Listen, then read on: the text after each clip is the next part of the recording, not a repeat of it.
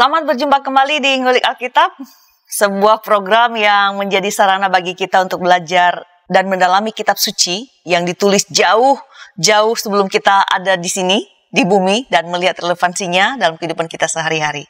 Saya, Pendeta Mestika Hulu, akan memandu bincang kita di Ngulik ini.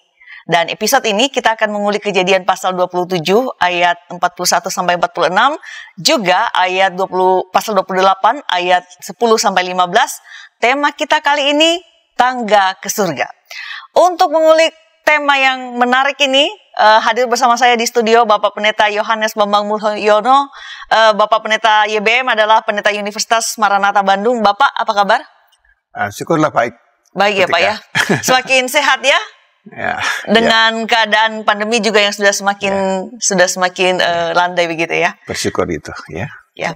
Baik, kami juga bersyukur bahwa Bapak tetap bersedia menjadi narasumber di Ngulik Alkitab ini. Sama-sama. Baik, sahabat, kita akan memulai ulikan kita sebagaimana biasa. Kita akan awali dengan doa dipimpin oleh Bapak Pendeta YBM. Silakan Bapak. Ya, para sahabat YKP dimanapun berada, mari kita menyatukan diri di dalam doa. Bapa yang mengasihi kami, Engkau yang adalah Allah yang Maha Pengasih dan Pemurah, yang campur tangan di dalam kehidupan kami. Di dalam Kristus Engkau merengkuh setiap umat manusia.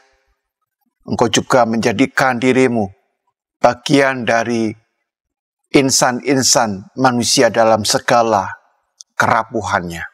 Di tengah-tengah kerapuhan kami, keterbatasan, bahkan juga kegagalan, penderitaan, kami membutuhkan Engkau sebagai satu-satunya pengharapan kami. Di dalam konteks ini kami mau belajar tentang satu topik tangga ke sorga. Itu hanya dapat terjadi jikalau Engkau yang menyediakan jalan ke sorga. Bukankah itu kerinduan dari setiap agama?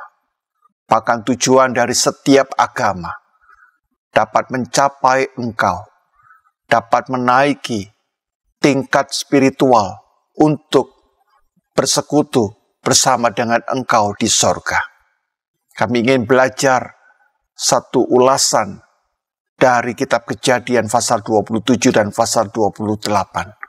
Bagaimanakah kami memahami firman-Mu tentang tangga ke sorga? Kami menyerahkan percakapan ini dalam kemurahan Tuhan. Kami berdoa di dalam nama Tuhan Yesus Kristus, Sang Jalan, Kebenaran, dan Kehidupan. Amin. Saya akan membacakan Kejadian pasal 27 ayat 41 sampai 46, kemudian ayat Kejadian 28 ayat 10 sampai 15 yang menjadi teks yang akan kita ulik. Esau menaruh dendam kepada Yakub karena berkat yang telah diberikan oleh ayahnya kepadanya. Lalu ia berkata kepada dirinya sendiri, "Hari-hari berkabung karena kematian ayahku itu tidak akan lama lagi. Pada waktu itulah Yakub adikku akan kubunuh." Ketika diberitahukan perkataan Esau anak sulungnya itu kepada Ribka, maka disuruhnyalah memanggil Yakub anak bungsunya, lalu berkata kepadanya, "Esau kakakmu bermaksud membalas dendam membunuh engkau. Jadi sekarang anakku, dengarkanlah perkataanku. Bersiaplah engkau dan larilah kepada Laban saudaraku di Haran.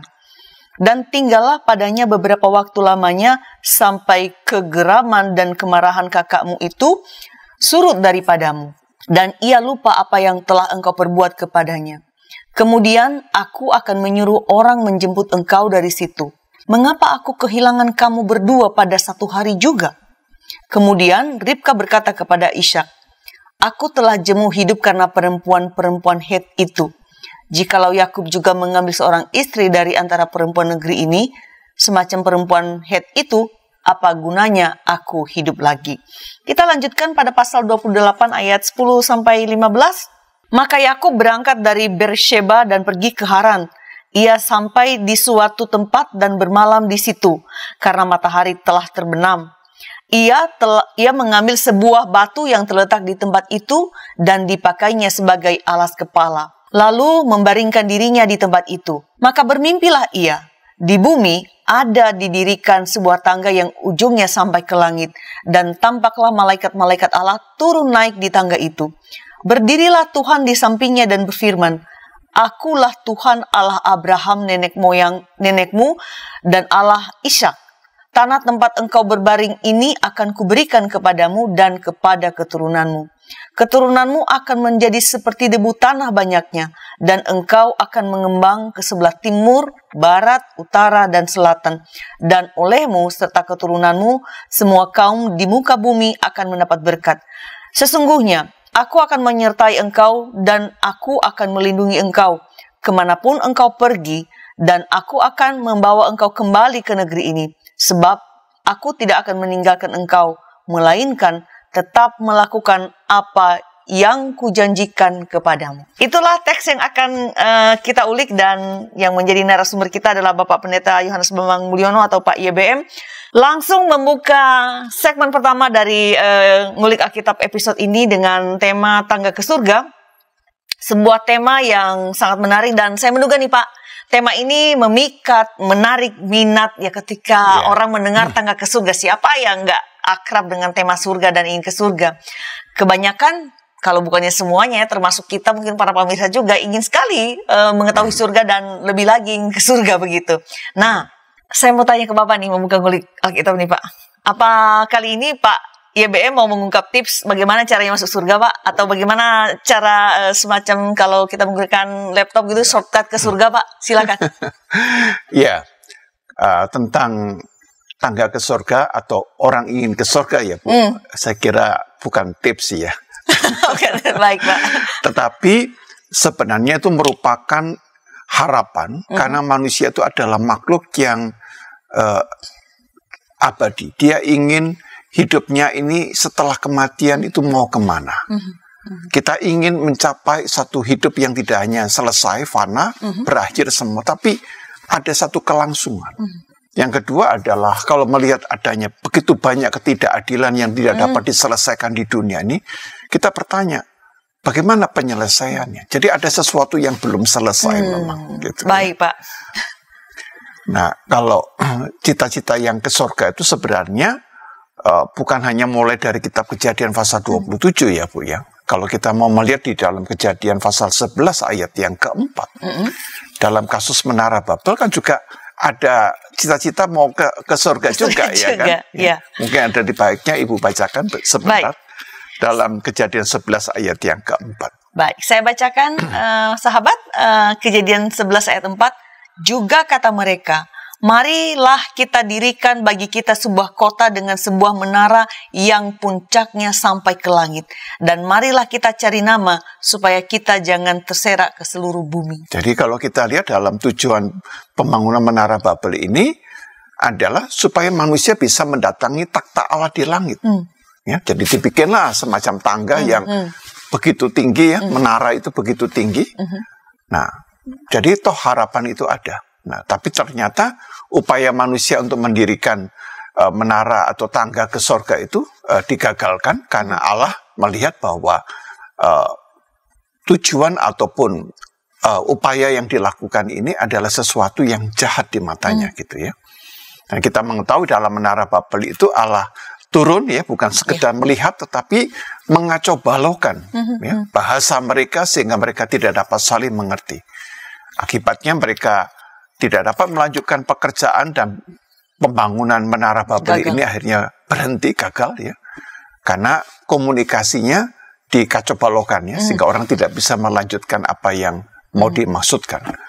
Jadi ada upaya mau ke surga tetapi digagalkan oleh Tuhan. Apakah ini juga cermin dari jangan-jangan juga agama-agama juga sama. Ingin ke surga tapi digagalkan oleh Tuhan karena cara untuk mencapai surga ini dipandang oleh Tuhan sebagai cara yang bukan hanya salah, tetapi jahat di matanya, begitu. Baik, kita tadi baru saya membacakan tadi secara khusus ini Kejadian 11 ayat 4 bicara tentang peristiwa Menara Babel begitu.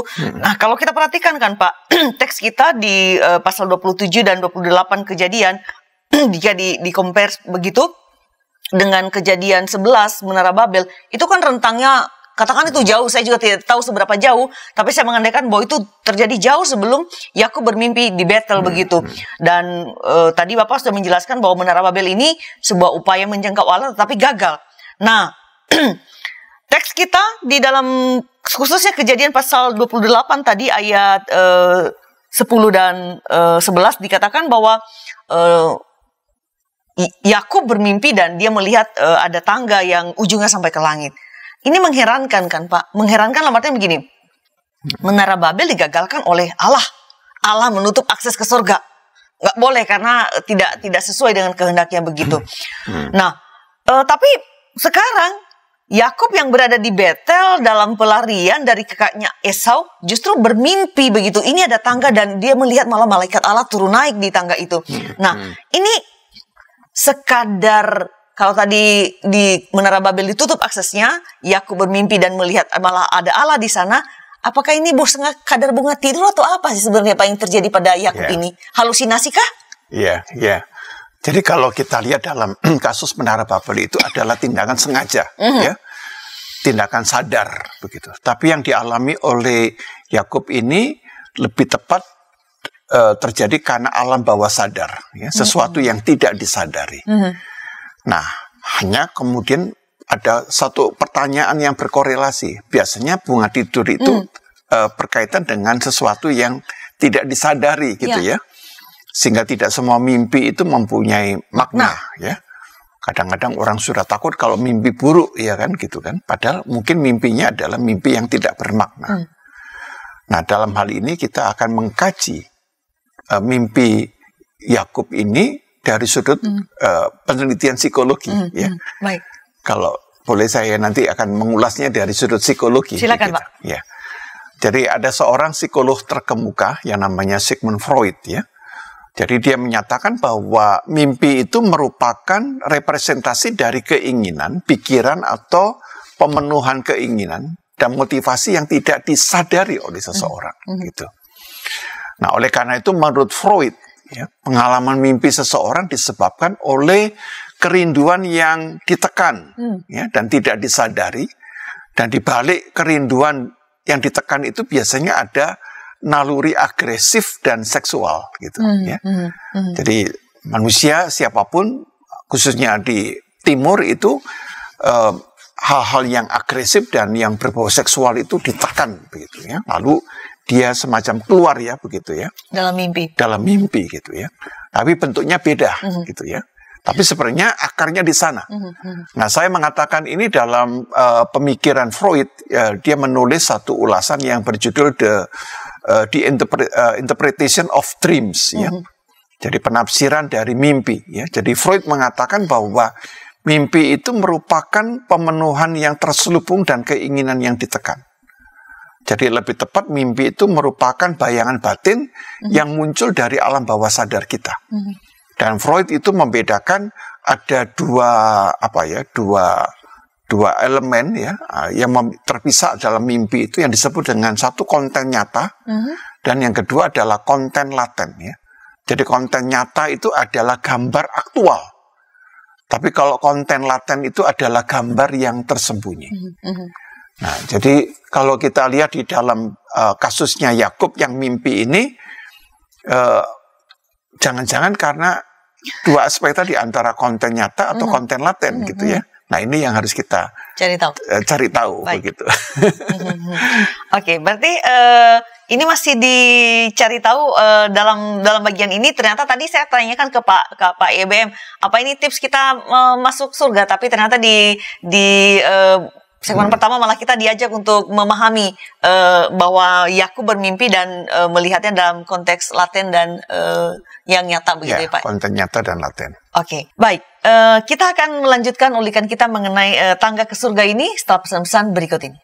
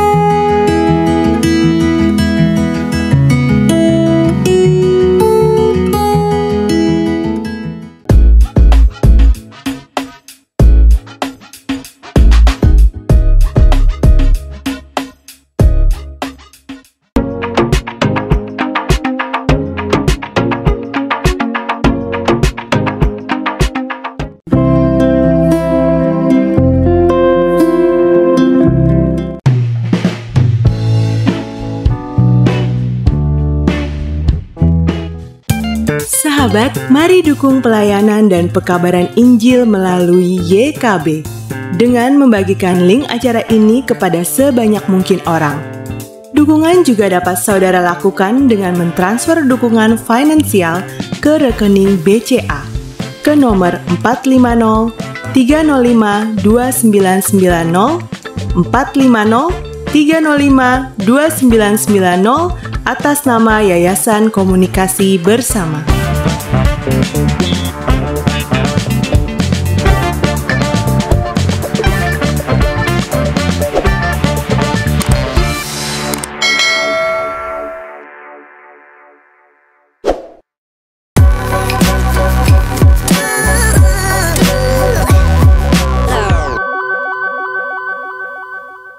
Masih di Ngulik Alkitab bersama saya Pendeta Mistika Hulu dan juga bersama Bapak Pendeta Yohanes Bambang Mulyono yang menjadi narasumber kita mengulik tema tangga ke surga didasarkan pada Kejadian 27 ayat 41 sampai 46 dan Kejadian 28 ayat 10 sampai 15. Kita lanjutkan ulikan kita.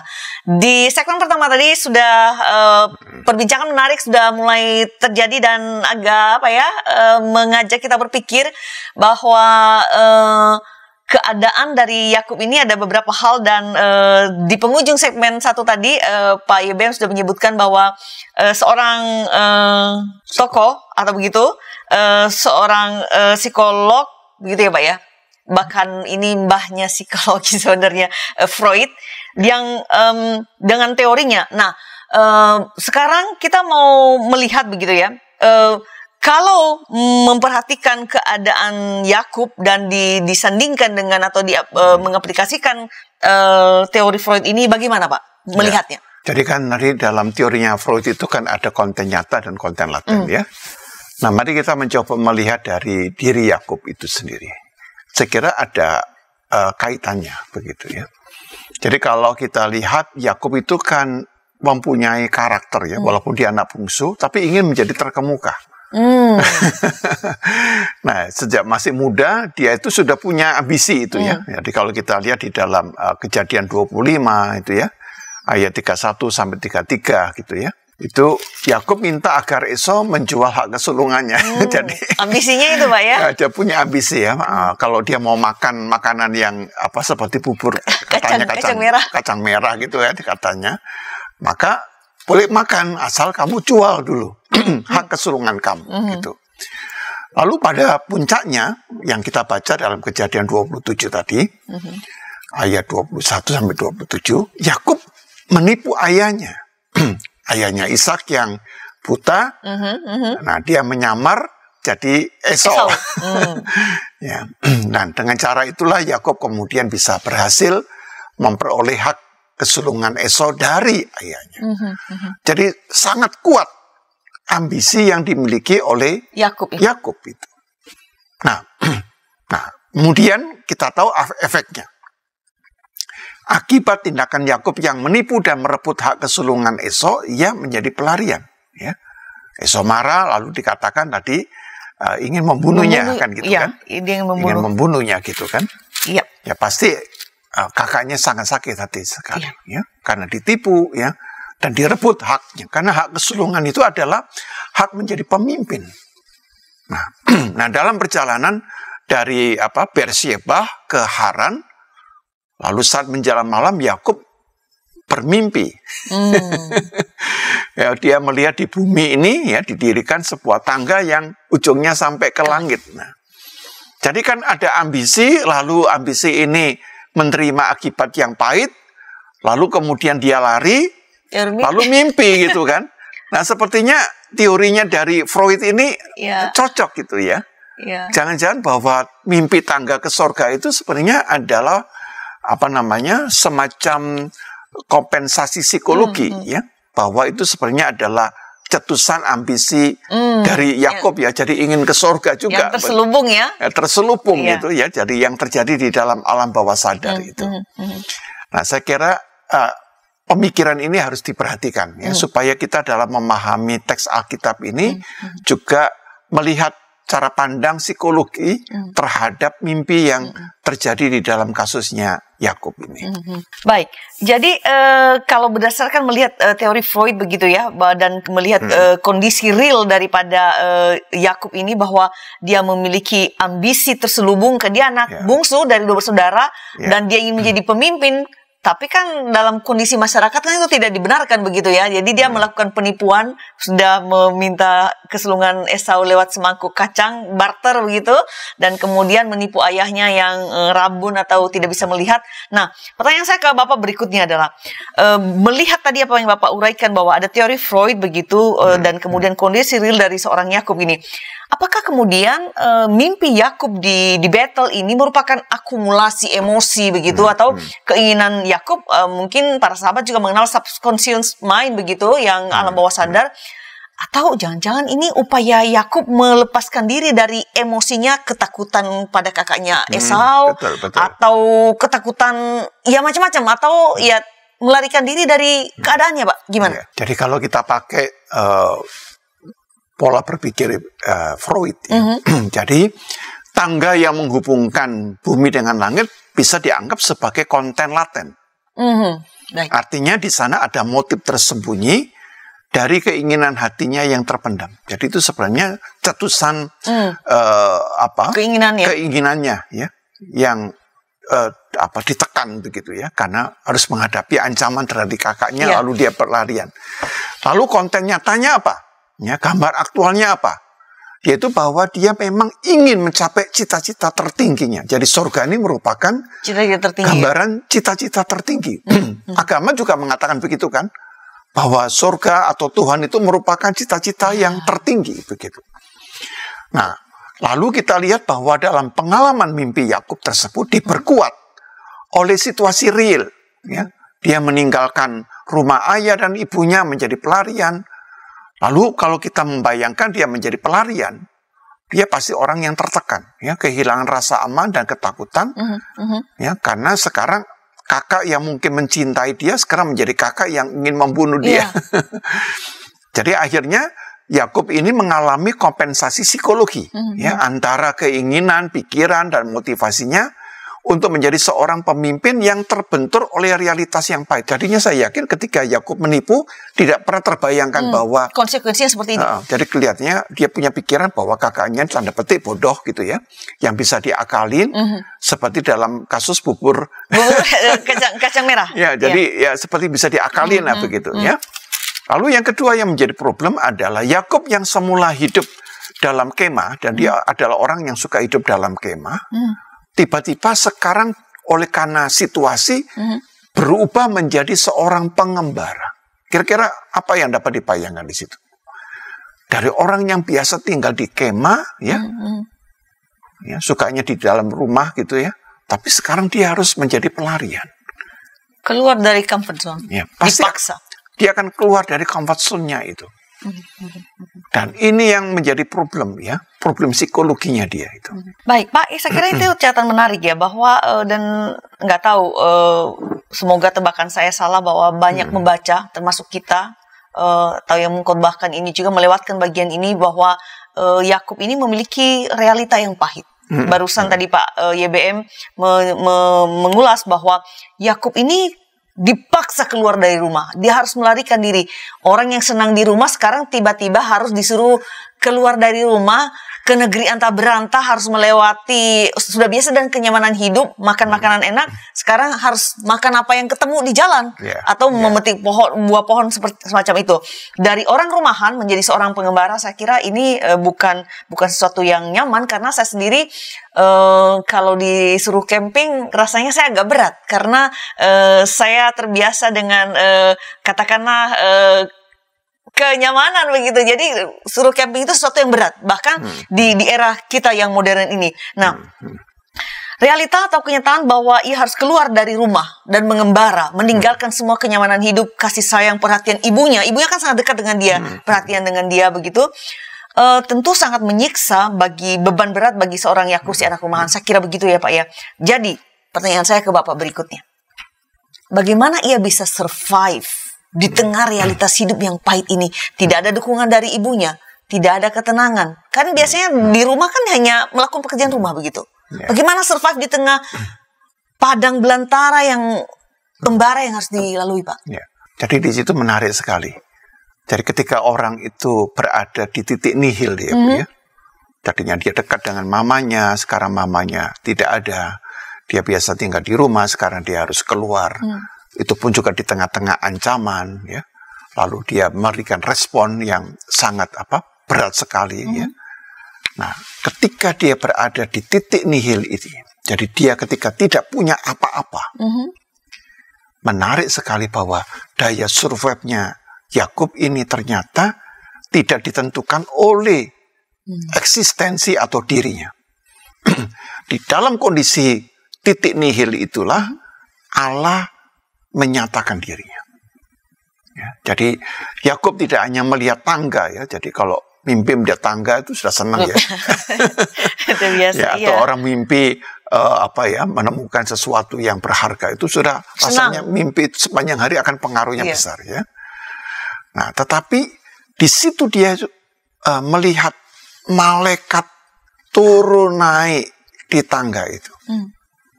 Lalu yang ketiga, level yang ketiga.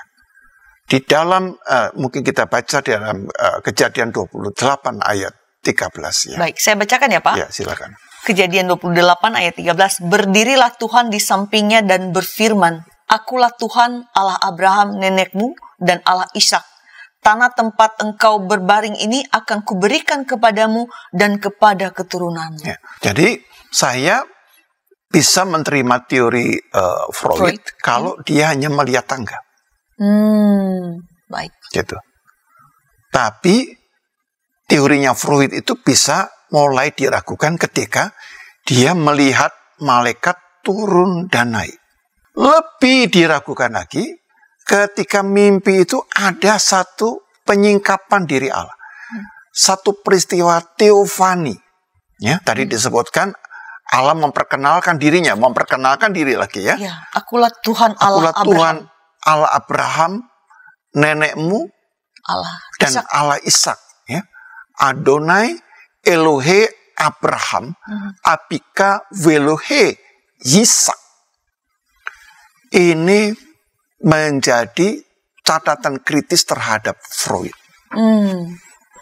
Karena dalam mimpi ini, ya kalau ketemu kakek, ketemu nenek yang mungkin sudah wafat, ya, sedikit masuk akal gitu, ya. Tapi ini dia mengalami satu pengalaman teofani. Allah memperkenalkan dirinya. Dan Allah menyebut namanya Adonai. Ya. Dan Adonai ini siapa? Adonai ini adalah Allah yang disembah, yang diimani oleh leluhur-leluhurnya. Oleh Abraham, bahkan juga oleh ayahnya Ishak. Ya. Jadi dalam teofani ini, Yakub dalam kondisi di titik nadir tadi, ya, dia menemukan, ya, Allah yang menyingkapkan diri bahwa Adonai ini bukan Allah yang disembah oleh bangsa-bangsa lain. Nah, dia kan pergi ke Haran, ya, ke Mesopotamia. Nah, harusnya logikanya ketemu dengan roh-rohnya, dewa-dewanya orang Haran atau Mesopotamia, gitu kan. Jadi Adonai, ya, YHWH itu adalah Allah yang sudah dikenal dan terbukti. Ya, terbukti apa? Menyertai perjalanan leluhurnya Bapak Abraham, Ishak. Ya, juga memimpin perjalanan ayahnya Ishak, gitu, ya. Jadi yang dinyatakan kepada Yakub ini bukan Allahnya orang asing, walaupun dia berada di negara asing. Ya. Jadi YHWH atau Adonai ini bukan hasil imajinasi atau ilah ciptaan manusia, tetapi ini adalah dia, Adonai, sungguh-sungguh adalah Tuhan yang hidup dan yang berkuasa. Baik, saya kira ini tak kalah menarik ya Pak, bahwa Yakub ini dihantam oleh kenyataan pahit. Dia keluar dari rumahnya bukan dalam keadaan baik-baik, ya, bukan merantau baik-baik, ya sahabat, tapi karena ancaman kakaknya, perkabungan ayahku sedikit lagi dan akan kuhabisi nih Yakub karena dia menipuku seperti itu. Dia pergi karena takut ancaman kakaknya begitu. Anak rumahan mengembara dan ini nggak seperti zaman sekarang gitu. Kita bisa berhenti membeli air mineral misalnya di toko atau di warung begitu ya. Tidak beda sama sekali. Saya membayangkan Pak bahwa dia hidup dalam ketidakpastian ketika keluar dari rumah dan lelah karena perjalanan dan nggak tahu sampai kapan apakah selamat atau tidak, karena konteksnya kita tidak tahu pada masa itu seperti apa begitu. Tekanan psikologis, mungkin juga putus asa. Putus asa. Dan dalam keputusasaan itu orang biasanya bisa melampiaskannya dengan tidur. Atau tertidur bisa pingsan begitu. Dan kemudian dia bermimpi. Singkatnya tadi Bapak mengatakan begini. Yakub ini berada di titik nadir kehidupan. Dan di titik nadir itulah Allah menyatakan diri kepadanya. Nah, pertanyaan saya nih Pak. Kenapa Allah mesti menyatakan diri kepada Yakub dan memperkenalkan dirinya, akulah Allah nenekmu Abraham dan Allah ayahmu. Apa maknanya ini Pak? Jadi mau mengatakan yang pertama yaitu bahwa Allah yang diimani itu bukan memang hasil imajinasi atau proyeksi manusia. Itu saya ingat satu satu filsuf ya, namanya Feuerbach. Jadi Feuerbach itu menyatakan bahwa sebenarnya Allahnya yang disembah oleh orang-orang beragama itu sebenarnya adalah hasil pantulan, ya, hasil proyeksi. Jadi sebenarnya Allah itu tidak ada. Ada itu karena kita bikin, ya, kita buat. Nah sebenarnya kita buat itu karena kita memantulkan harapan-harapan kita yang tidak tercapai. Gitu. Nah, jadi ini menarik. Ketika orang tidak punya apa-apa, dia tidak tahu ada harapan, dia tidak tahu apakah perjalanan dia ke Haran ini bisa sampai dengan selamat, ya. Dan dia juga tidak tahu makan apa dan sebagainya, masa depannya sama sekali tidak tahu. Orang-orang yang betul-betul bukan hanya frustasi, sudah dalam kondisi depresi gitu kan. Nah, bahkan kalau depresi biasanya orang tidak bisa tidur ya Bu. Iya, bisa tidur ya. Sampai diberi suntikan ya, supaya dia dikasih Valium supaya bisa tidur gitu kan. Tetapi yang menarik adalah di dalam kondisi nihil, ya, dalam kondisi yang sudah bangkrut gitu ya, tidak punya harapan, tidak punya harapan apa-apa. Disitulah dia melihat bahwa Allah yang pernah memimpin Abraham dan ayahnya itu memperkenalkan diri, dan aneh sekali di situ dia menerima janji berkat dari Adonai, dari Tuhan. Ya.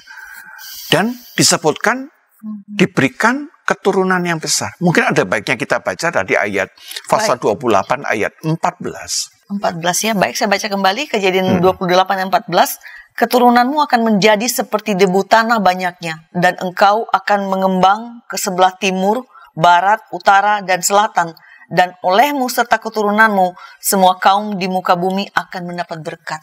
Barat, utara, timur, semua sudut penjuru, ya. Dan ini mengingatkan kita kepada Abraham. Abraham juga disuruh keluar dari daerahnya dan dia menjadi orang asing, keluar dari comfort zone, ya. Tapi di situ Allah juga mengatakan yang sama, diberikan keturunan yang besar dan kemudian olehmu, ya, serta keturunanmu, ya, akan mendapat berkat. Ya. Bahkan di dalam ayat 15 dipertegas, sesungguhnya aku menyertai engkau dan aku akan melindungi engkau kemanapun engkau pergi. Ya. Dan aku akan membawa engkau kembali ke negeri ini sebab aku tidak akan meninggalkan engkau, melainkan tetap melakukan apa yang kujanjikan kepadamu. Ini kalau kita mimpi seperti ini, mimpi yang ajaib loh Bu. Ya. Kok bisa ya? Satu ungkapan yang begitu jelas ya, begitu konkret, bahkan ada janji bukan hanya selamat, tapi keturunanmu akan menjadi bangsa yang besar begitu. Ya. Jadi kalau boleh saya melihat bahwa kita harus melihat dalam teologi itu namanya saya sebut struktur teofani Allah. Silakan Pak. Ya, struktur teofani Allah. Jadi kalau kita lihat bahwa di dalam teofani Allah kepada Yakub itu minimal ada 4. Ada 4 hal. Yang pertama, penyingkapan Allah dengan namanya. Ya. Allah memperkenalkan dirinya. Akulah Adonai. Ya. 2, ada janji pemberian tanah bagi Yakub dan keturunannya. Jadi ini Allah menyingkapkan, lalu di sini disebutkan tanah. Ya. Lalu yang ketiga, dia memiliki keturunan yang besar. Dan yang keempat, ada janji penyertaan dan perlindungan Allah. Jadi 4 elemen di dalam struktur teofani Allah ini harus kita pahami. Allah menyebutkan namanya, Allah menjanjikan tanah, ya. 3 keturunan, 4 penyertaan. Nah, sedikit saya compare, Bu, silakan dibandingkan. Baik. Di dalam Kejadian pasal 17 ayat 8.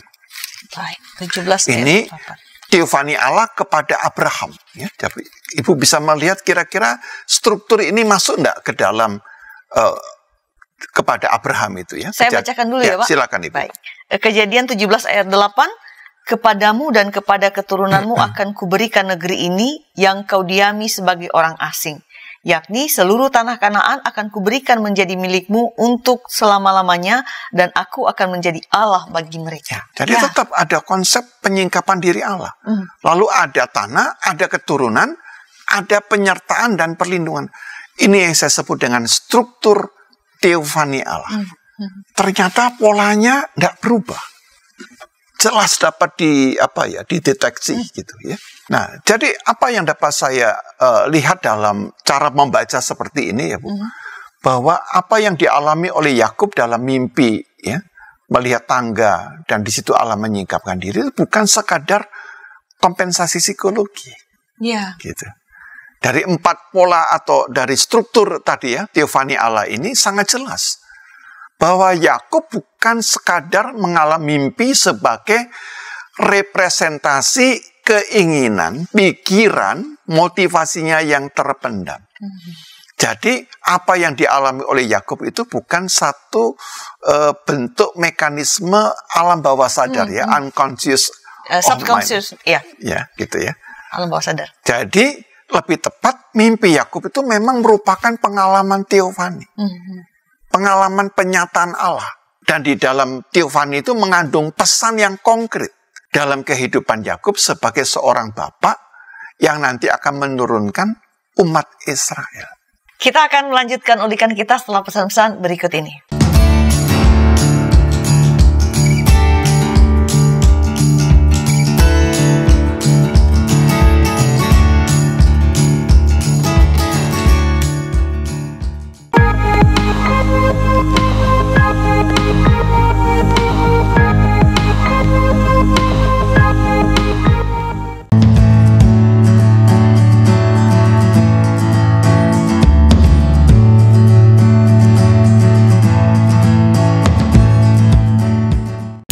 Sahabat, mari dukung pelayanan dan pekabaran Injil melalui YKB dengan membagikan link acara ini kepada sebanyak mungkin orang.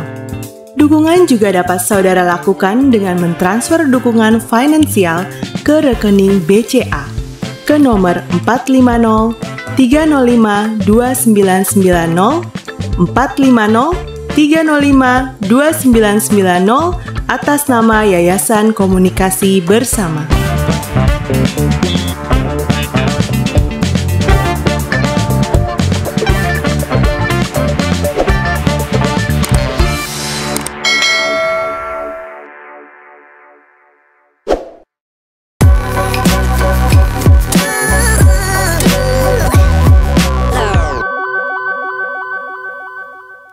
Terima kasih sahabat, masih bersama kami di Ngulik Alkitab. Bersama saya tentu saja Pendeta Mestika Hulu dan juga bersama Bapak Pendeta Yohanes Bambang Mulyono yang menjadi narasumber kita. Kita mengulik Kejadian pasal 27 ayat 41 sampai 46 dan 28 ayat 10 sampai 15 dengan tema yang tentu saja menarik, tangga ke surga. Kita sudah berada di segmen terakhir, jadi kita langsung saja kembali dalam bincang kita dengan Bapak Pendeta YBM yang menjadi narasumber kita.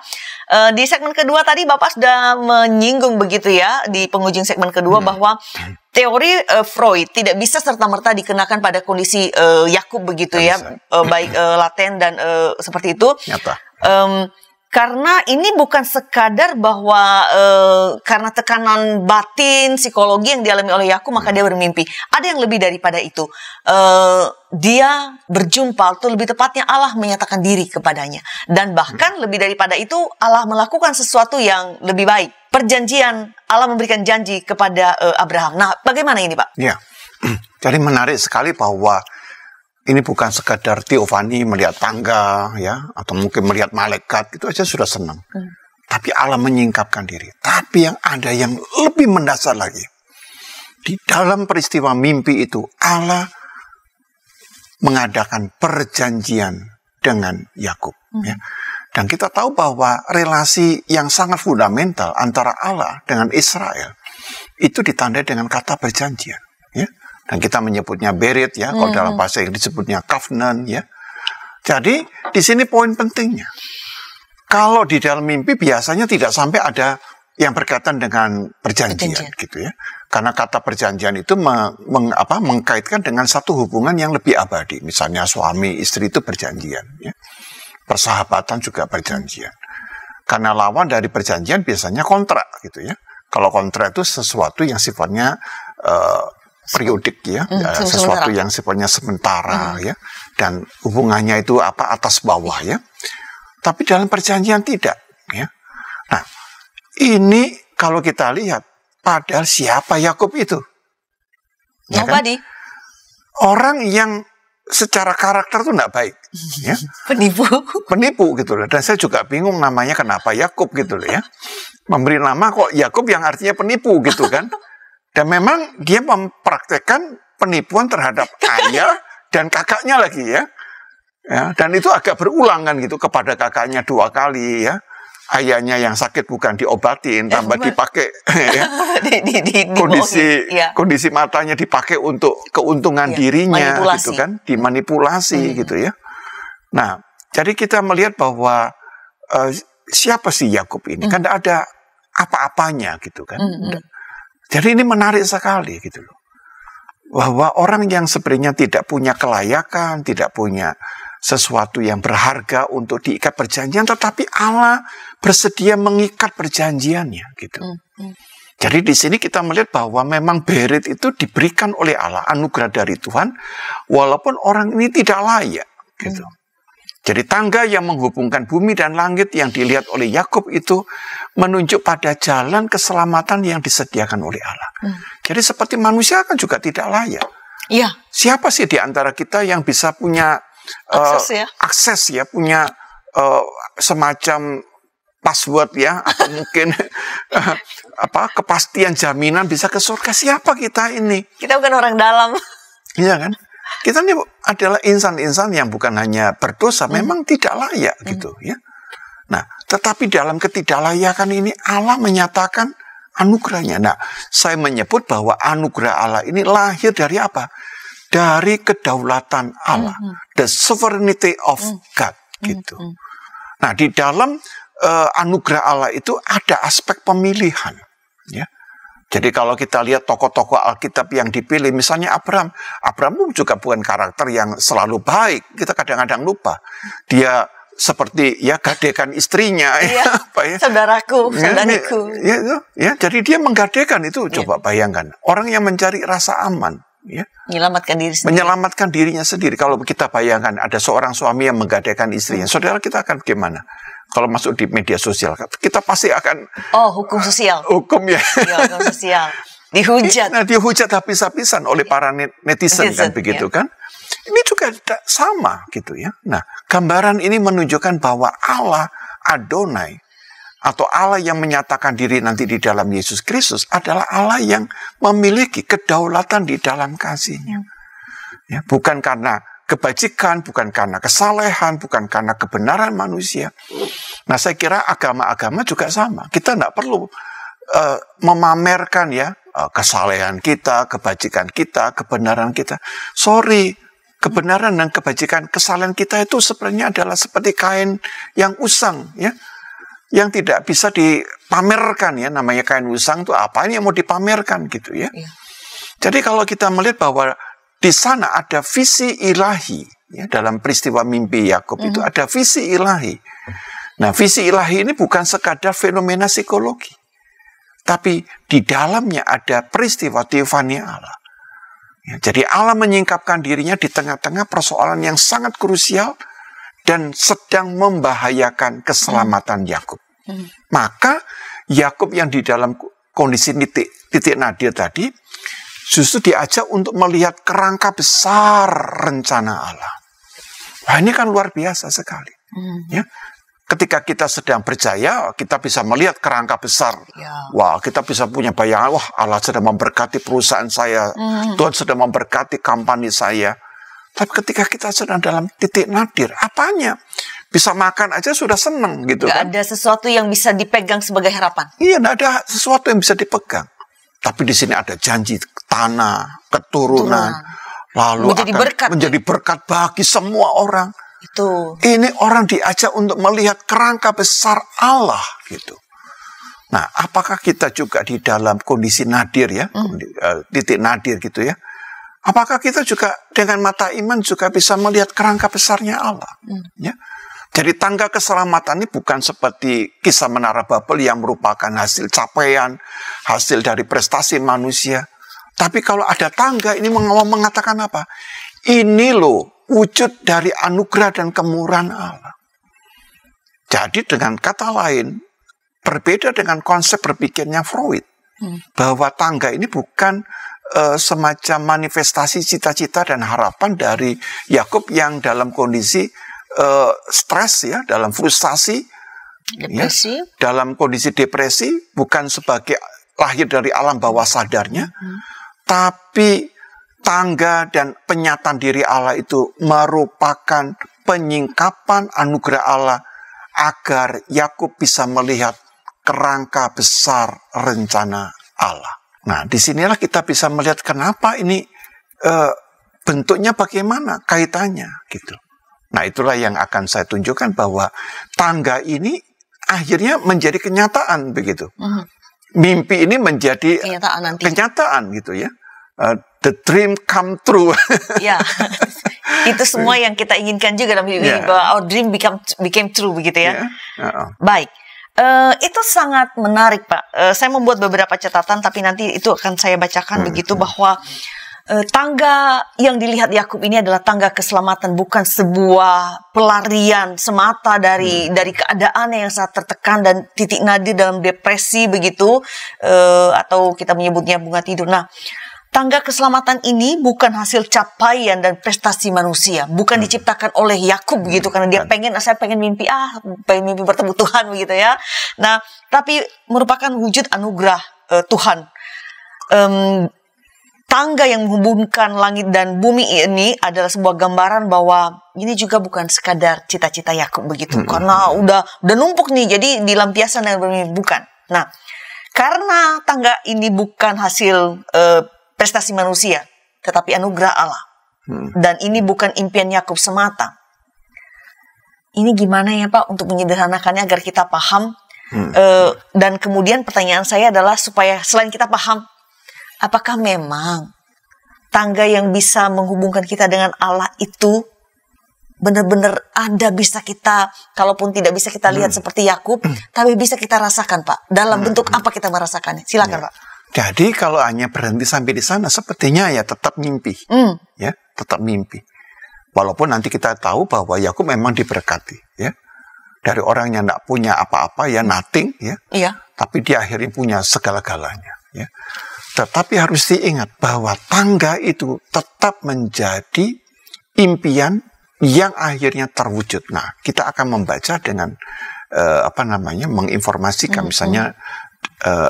Kita melihat dalam Yohanes 1 ayat 51. Baik. Nah, di sana coba kita lihat ada satu teks yang saya kira terkait erat dengan mimpinya Yakub itu. Baik, saya bacakan Yohanes pasal 1 ayat 51. Ayat 51. Lalu kata Yesus kepadanya, "Aku berkata kepadamu, sesungguhnya engkau akan melihat langit terbuka dan malaikat-malaikat Allah turun naik kepada anak manusia." Ya. Jadi tangga itu adalah wujudnya, manifestasinya adalah Yesus Kristus. Jadi Yesus Kristus dari Nazaret itu adalah yang adalah dia keturunan Yakub ya. Yesus pasti keturunan Yakub ya. Kan tadi melalui keturunanmu engkau akan menjadi berkat bagi semua. Nah, ini konkret. Yesus Kristus dari Nazaret itulah sang tangga ilahi. Di dalam dan melalui Kristus tersedia jalan yang menghubungkan bumi dan langit. Ya, dan karena itu Yesus berkata di dalam Injil Yohanes 14 ayat 6, Akulah jalan, kebenaran, dan hidup. Tak seorang pun yang dapat datang kepada Bapa kalau tidak melalui aku. Ini saya kira ayat yang sangat jelas ya. Vulgar sekali ya. Maknanya itu tidak perlu terlalu diterangkan. Sudah jelas sekali. Dia adalah jalan itu ya. Ya, di dalam bahasa Yunani itu adalah jalan itu ya. Turah gitu ya. Jadi pintu ya. Jadi menjadi pintu ya. Ego turah gitu. Jadi di dalam Kristus itulah setiap orang, setiap manusia, bukan hanya orang Kristen ya. Kita jangan membayangkan kalau kita bicara mengenai Yesus seakan-akan bicaranya di dalam kawasan orang Kristen. Saya kira tidak benar ya. Karena Kristus itu adalah juru selamat dunia. Itu harus gereja jangan sampai melokalisasi ya. Jadi kadang-kadang gereja melakukan domestikisasi. Jadi Yesus seolah-olah buat kita aja. Ya, untuk saja gitu ya. Atau juga negara tanpa sadar seakan-akan mengatakan Yesus itu urusannya orang Kristen begitu ya. Tidak, saya katakan. Kita harus mulai melihat kebenaran itu ya. Jadi apabila Yakub melihat dalam mimpinya para malaikat naik turun di tangga ini, maka sekarang Yesus sendiri yang berkata bahwa di dalam dia malaikat itu naik turun di dalam dia ya. Jadi artinya apa? Di dalam dia membawa penyertaan Tuhan, membawa para malaikat yang melindungi dan menyelamatkan. Tapi ketika Yesus naik ke sorga, dia membawa manusia ke hadapan Allah. Dan karena itu ada satu ayat yang mungkin kalau kita baca itu seringkali kita lewatkan ya. Mari kita mencoba merenungkan ya. Efesus pasal 4 ayat yang ke-10. Saya bacakan ya Pak. Ya silakan Ibu. Efesus 4 ayat 10. Baik, Efesus 4 ayat 10. Ya. Ia yang telah turun, ia juga yang telah naik jauh lebih tinggi daripada semua langit untuk memenuhkan segala sesuatu. Mungkin pada pasal 4 ayat 10, Bu? Oh, iya, sorry, ayat 8, Ibu. Baik, saya baca kembali ya. sorry, ya. Sahabat, Efesus 4 ayat 8, ya. Dikatakan, itulah sebabnya kata Nas, tatkala ia naik ke tempat tinggi, ia membawa tawanan-tawanan, ia memberikan pemberian-pemberian kepada manusia. Iya. Jadi tatkala ia naik ya, jadi ketika kita ingat peristiwa kenaikan Tuhan ya, atau kebangkitannya, ia membawa tawanan-tawanan, jadi membawa tawanan itu kita semua. Nah, jadi diangkat begitu ya. Nah, kalau dalam teologi namanya itu deifikasi. Deifikasi, baik. Deifikasi. Ya, deifikasi. Jadi kita mengalami pengilahian, bukan kita menjadi ilahi, tapi kita menjadi orang yang mengalami pengilahian ya, dibawa naik ya. Nah, sehingga pada ayat 9 bukankah ia telah naik berarti telah turun. Ia turun ke bagian bumi yang paling bawah ya. Lalu ketika dia naik ayat 10 dia naik jauh lebih tinggi daripada semua langit untuk memenuhkan segala sesuatu. Sempurna. Ya, itulah tangga ke surga yang konkret sekali gitu. Tangga ilahi. tangga ilahi. Baik, saya menangkap dari penjelasan Bapak bahwa tangga ilahi, tangga yang dilihat oleh Yakub di Betel itu di tengah ketakutan, kelemahan, kelelahan, di titik nadir kehidupannya, ternyata bukan suatu halusinasi. Dulu Pak YBM pernah mengulas salah satunya adalah semacam mungkin bisa jadi ini salah begitu, bukan cognitive dissonance begitu. Ya, bukan cognitive dissonance. Melainkan yang dia lihat di Betel itu di tengah-tengah titik nadir kehidupannya adalah sebuah visi atau penglihatan gitu. Nah, Pak, kita sudah hampir di penghujung ngulik Alkitab ini. Saya ingin bertanya kepada Bapak, bisa menyerikan semua ini. Lalu kita nih yang hidup di masa kini, di abad 21 begitu. Bagaimana umat Allah masa kini juga dapat terus mengingat, karena kehidupan kita juga tidak selalu mudah, Pak. Kita baru saja baru hampir melewati pandemi, dan kita tahu bahwa kehidupan kita seolah-olah di shutdown hampir dalam 2 tahun ke 3 tahun ini. Dan itu sangat berat. Bagi sebagian orang itu sangat berat. Tidak berjumpa dengan orang yang dikasihi, tidak ada beraktivitas seperti biasa, itu sangat berat. Membuat depresi dan sebagainya.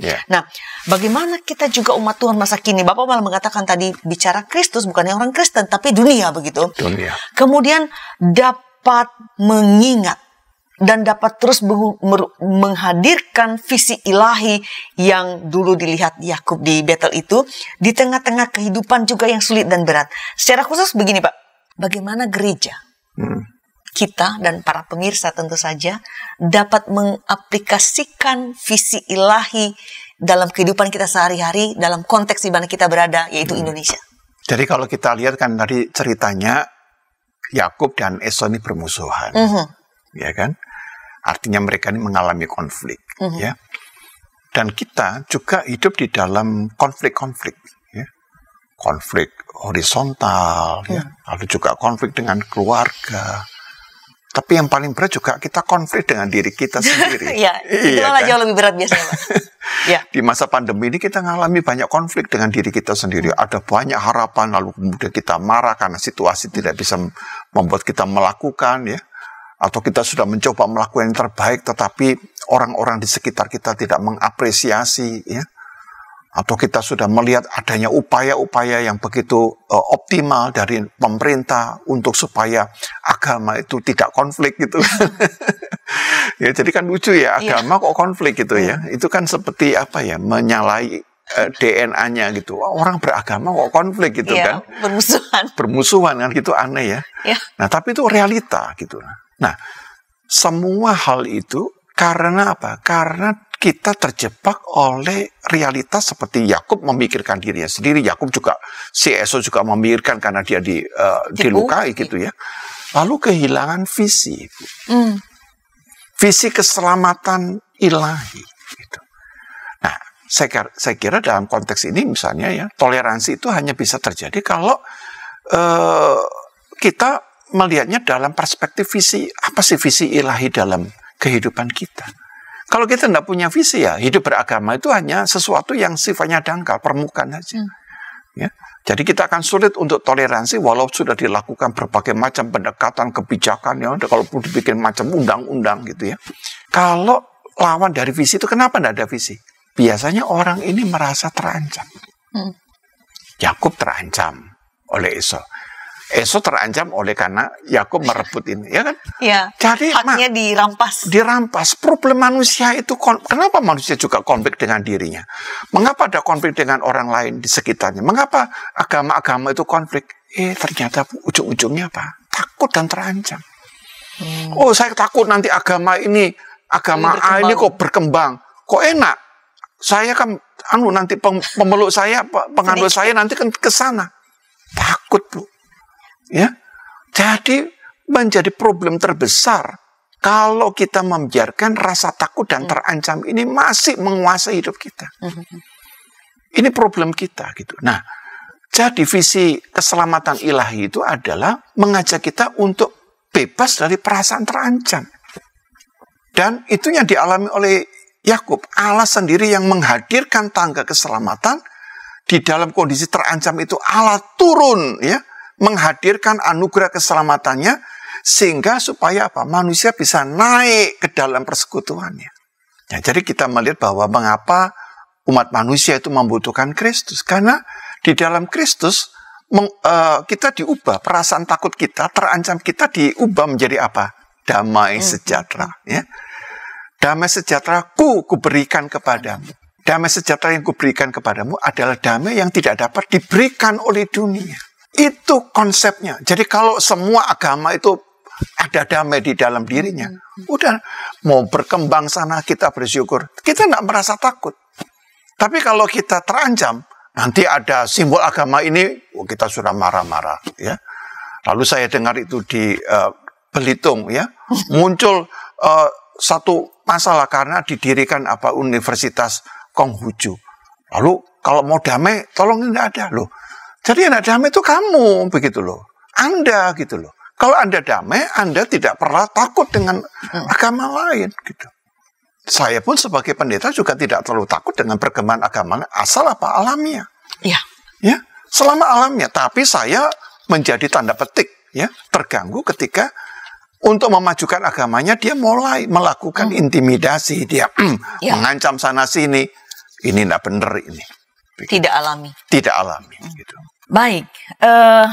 Meskipun percakapan ini sangat menarik, tapi bagaimanapun kita harus mengakhiri sesi ini. Jadi saya mengucapkan terima kasih pada Bapak Pendeta Yohanes Bambang Mulyono yang sudah mengulik Kejadian 27 ayat 41 sampai 46 dan 28 ayat 10 sampai 15 yang diberi tema tangga ke surga ini. Kiranya para sahabat dapat menyimaknya dengan baik dan semakin juga bertumbuh di dalam pengenalan yang baik terhadap kitab suci dan dalam iman. Sekali lagi terima kasih Pak. Sama-sama Bu Tika.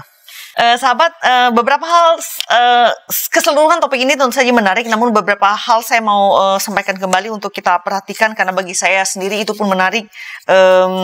Tidak panjang, tapi saya mau mengatakan ini bahwa kalau kita menyimak tadi apa yang disampaikan oleh Bapak Pendeta Yohanes Bambang Mulyono yang menjadi narasumber kita, bahwa Allah menyatakan dirinya kepada Yakub pada saat yang mana, pada saat Yakub justru berada di titik nadir kehidupannya. Ketika dia tidak punya apa-apa, tidak berdaya lagi. Nah, saya merenungkan itu dalam rangkaian episode ini bahwa itu sesuatu yang penting. Mungkin kita juga sering merasa bahwa kita tidak mampu lagi, tidak berdaya lagi, dan merasa bahkan tidak ada yang peduli.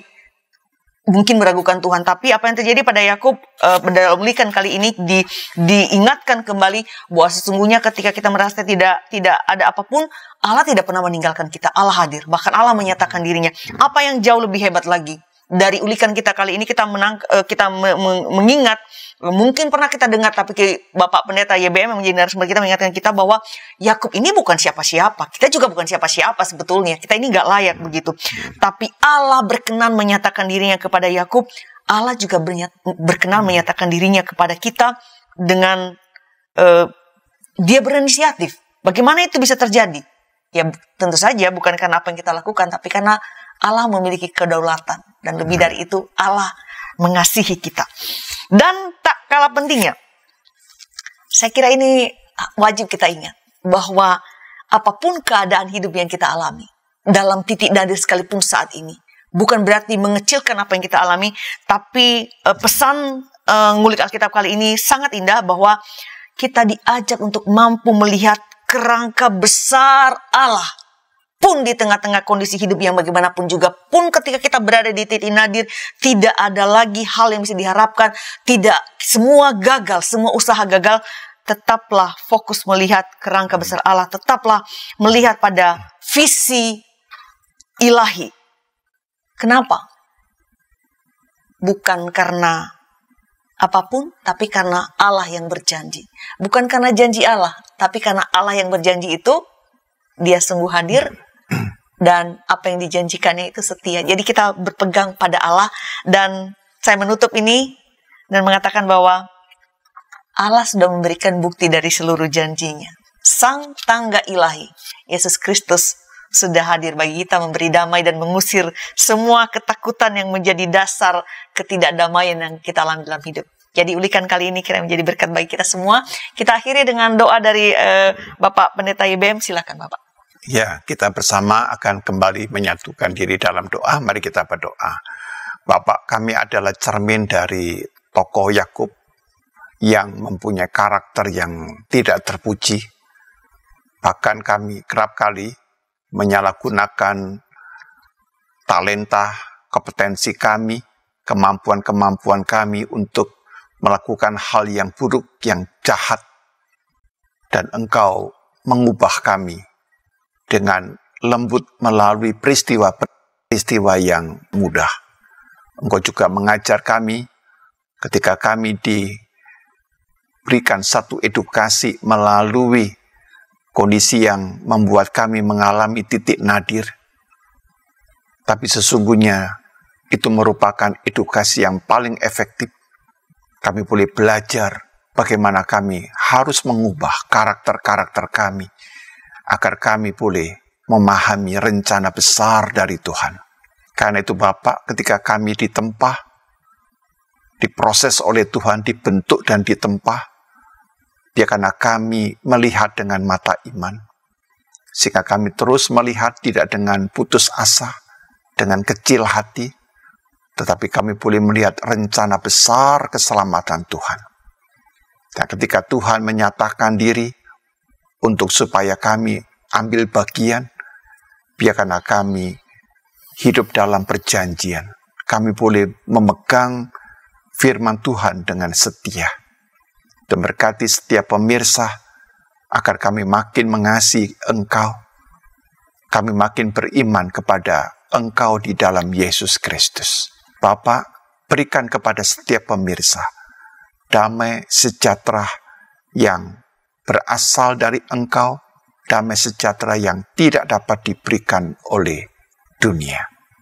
Ketika kami memiliki damai sejahtera itu, maka itu adalah anugerah yang paling besar dan yang membuat hidup kami bermakna. Demikian doa kami yang kami panjatkan di dalam nama Tuhan Yesus Kristus. Amin. Tuntas sudah jumpa kita kali ini. Jangan lupa untuk di-like, di-share, dan subscribe di channel ini. Sampai jumpa di episode berikutnya. Sahabat, mari dukung pelayanan dan pekabaran Injil melalui YKB dengan membagikan link acara ini kepada sebanyak mungkin orang. Dukungan juga dapat saudara lakukan dengan mentransfer dukungan finansial ke rekening BCA ke nomor 450-305-2990, 450-305-2990 atas nama Yayasan Komunikasi Bersama.